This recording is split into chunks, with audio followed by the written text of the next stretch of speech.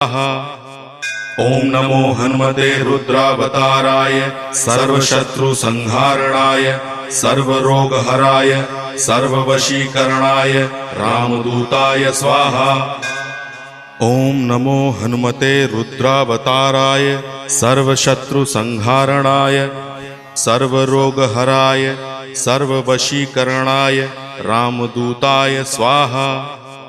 ओम नमो हनुमते रुद्रावताराय सर्वशत्रुसंहारणाय सर्वरोगहराय सर्ववशीकरणाय रामदूताय स्वाहा।